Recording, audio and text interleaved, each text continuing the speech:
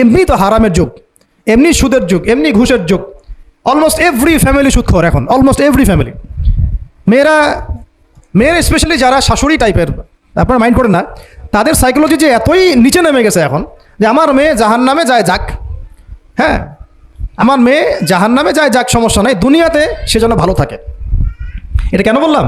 একটা সুদখোরের ঘরে তুলে দিতে সে দ্বিধাবোধ করতেছে না, একটা দুর্নীতিবাজের ঘরে তুলে দিতে দ্বিধাবোধ করতেছে না, একটা ঘুষখোরের ঘরে তুলতে দ্বিধাবোধ করতেছে না, হ্যাঁ একটা মানে কি বলবো মাদকসেবী, ড্রাগ অ্যাডিক্টেড বা এই যে আর কি বলবো ফাসেক জালেম, এই ধরনের ঘরে উঠাই দিতেও সে দ্বিধাবোধ করছে না। পাঁচতলা বাড়ি চাই আমার, আর কি আমার মেয়ে পাঁচতলা বাড়ি থেকে সুখে থাকবে। এই যে সুখের ডেফিনেশন এখানে দিয়েছেন আপনারা।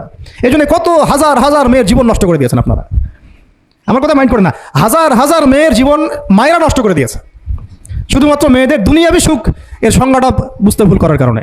এর নাম যদি সুখী হইতো তাহলে অমুসলিমরা সুখী না কেন, পশ্চিমারা সুখী না কেন, ওরা আত্মহত্যা করে কেন?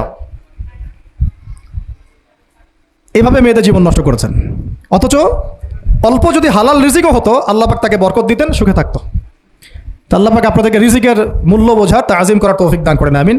তো অনেক ভিতরে ভিতরে চলে যাচ্ছে আমি, সময় আমাদের হাতে আরও শর্ট হয়ে আসতেছে। তো এখানে একটা কথা বলে দিব যে রিজিকের প্রসঙ্গ যেহেতু আসছে, যে হালাল খেতে হবে আমাদেরকে, হারামের দ্বারস্থ হওয়া যাবে না। আপনার স্বামী যদি হারাম খায় আপনি স্বামীকে বুঝান, তাকে ওই চাকরি ছেড়ে দিতে আপনি উৎসাহিত করেন। আমি আপনাদেরকে একটা অনেস্টির সাথে একটা কথা বলি, যত এই যে প্রশাসনে যত ঘুষখোর আছে, ঠিক আছে, যত দুর্নীতিবাজ আছে, যত মাদকসেবী আছে, মাদকের ব্যবসায়ী আছে, যত সুদখোর আছে, এরা সবাই কেন এই খারাপ কাজগুলো করে জানেন?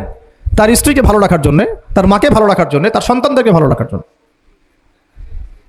তাহলে স্ত্রী হিসেবে, সন্তান হিসেবে, মেয়ে হিসেবে আপনি বলবেন যে আমাদের এইসব ভালোর দরকার নাই আব্বু,